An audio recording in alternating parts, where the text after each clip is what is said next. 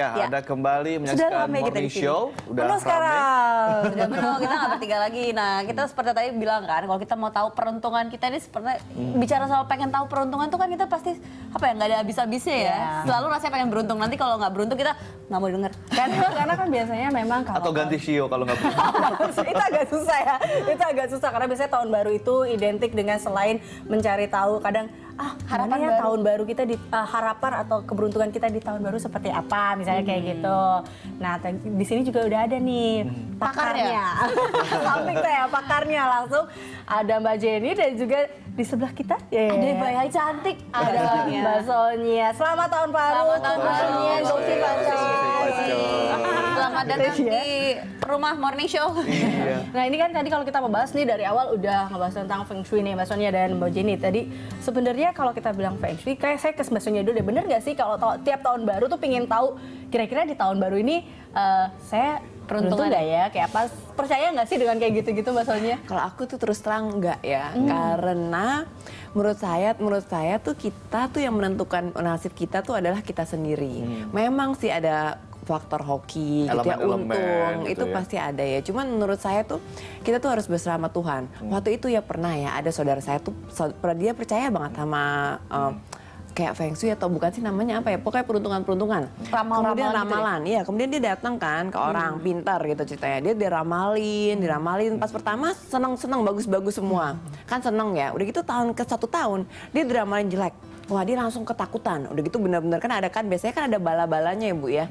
Ini mesti dikasih bala apa untuk menentang itu ya, agar yang jelek jangan terjadi. Jadi pokoknya benar-benar fokus banget untuk menentang itu dan akhirnya memang kejadian jelek itu tidak terjadi. Tapi sejak itu dia nggak mau lagi ke orang pintar itu karena menurut dia itu stressful banget. Dia bisa sampai ketakutan setengah mati bahwa hal jelek itu akan terjadi dalam hidupnya. Dia sangat terpengaruh begitu. Iya, jadi makanya sih mendingan sih menurut saya percaya sama Tuhan aja karena Tuhan memang yang menentukan segalanya dan kita tentunya sebagai manusia berusaha yang sebaik mungkin untuk mencapai yang terbaik dalam hidup kita. Kan tentunya harus berdoa. Tapi kadang-kadang kan mungkin memang ada bantuan faktor-faktor hoki atau keberuntungan Nah, itu itu. dia. Jadi kan itu juga bisa menjadi kayak apa ya, warning ataupun juga bahwa kita agar tidak salah langkah sih sebenarnya. Mungkin juga bisa diartikan seperti itu. Iya, jadi sebenarnya sih tadi tergantung daripada si ahli Feng Shui. Jadi ahli Feng Shui itu perannya penting sekali.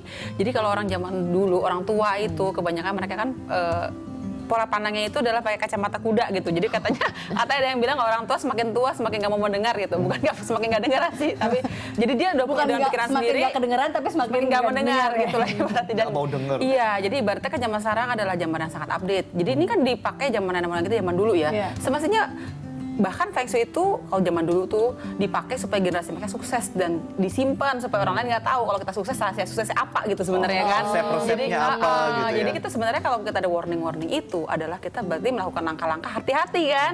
Nah cuman karena ketemunya mungkin aja ahli Feng Shui-nya itu salah, jadi membuat dia sampai scaring gitu loh. Jadi kan dia main over matter-nya jadi kepengaruh. Harusnya kan bisa memang ada 3 keberuntungan dalam Feng Shui. Keberuntungan langit, keberuntungan manusia yang kita berusaha dan keberuntungan bumi.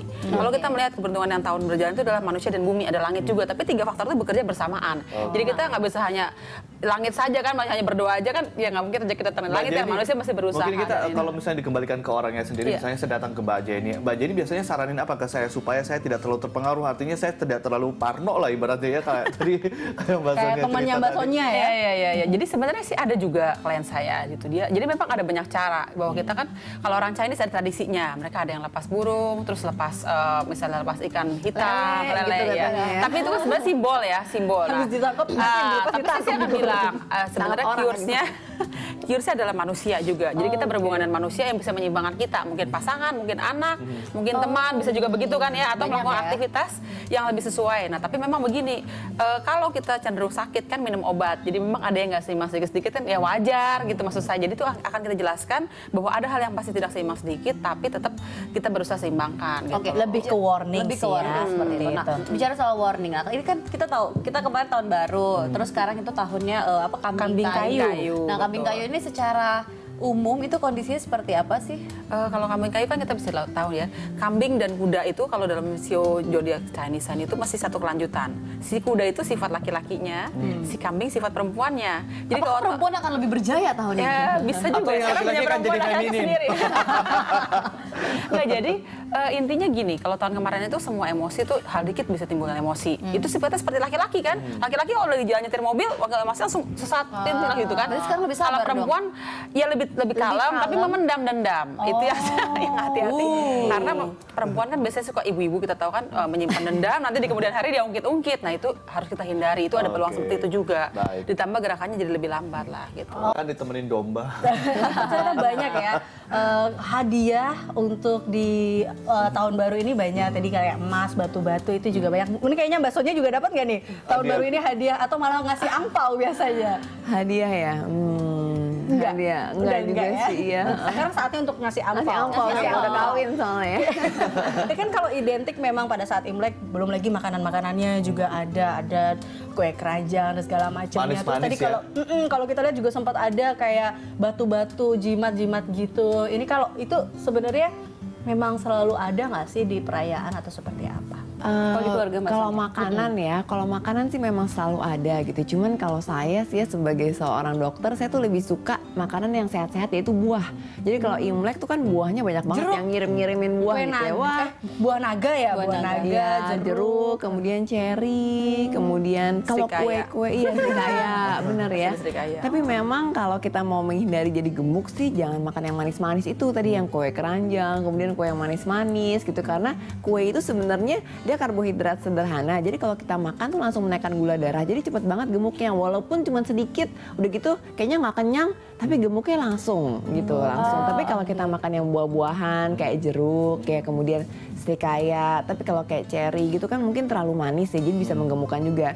Tapi kalau buah-buah lain yang tinggi serat itu bagus. Jadi untuk nutrisi juga, untuk kecantikan dan juga untuk kelangsingan itu bagus. Tadi kalau Mbak J ini kan ngelihatnya dari teropongan dari sudut pandang Feng Shui segala macam. Kalau untuk dari Mbak Sonia mungkin tahun 2015 ini dari sudut pandang kesehatan gimana nih harusnya nih? Mungkin Ada akan nggak sih tren penyakit? tren penyakit yang gitu ya. kira-kira Jadi memang sekarang ya kayaknya makanan kan banyak yang buruk. Tuh kemarin tuh banyak tuh di broadcast di BB mungkin ya atau di WhatsApp gitu ya bahwa makanan apalagi di Indonesia nih harus hati-hati, apalagi kaki lima karena banyak yang tidak mengerti bagaimana cara mengolah makanan. Jadi mereka banyak dicampur formalin, boraks, pengawet, pewarna. Jadi ada katanya yang kerupuk kulit itu pakai jok kulit, kemudian kikil makanya terus pakai apa gitu kan. iya, kemudian kan ada air mineral yang diisi juga kan diisi ulang sendiri gitu pakai minuman-minuman yang maksudnya air yang lain yang tidak bersih. Nah, makanya harus hati-hati untuk makan karena di Indonesia ini mungkin pedagang kaki limanya belum diedukasi yang baik gitu. Makanya perlu banget edukasi yang baik, sanitasi juga dan juga olahan makanannya, bahan-bahan makanannya itu nggak fresh. Kemudian mereka campur-campurin apa sehingga lebih murah dan lebih awet. Nah, itu harus hati-hati memilih makanan yang baik dan benar. Kemudian juga banyak virus-virus baru mungkin karena daya tahan tubuhnya manusia yang juga lebih kurang, kemudian polusi yang banyak, kemudian virus-virus yang bermutasi. Itu harus diwaspadai. Ini menarik nanti di tahun kambing kayu ini dari sudut pandang kesehatan mungkin dari penyakit apa? Tadi kan kalau dari sudut politik, lalu kemudian ekonomi, dan mungkin bisa dilihat kesehatannya. Tapi juga masih penasaran dengan peruntungan seperti apa. Ami masih ya, Ami masih. Udah cari duit yang banyak, udah nih yang penting. Kita masih akan membahas ini lagi, tetap bersama kami di Morning Show.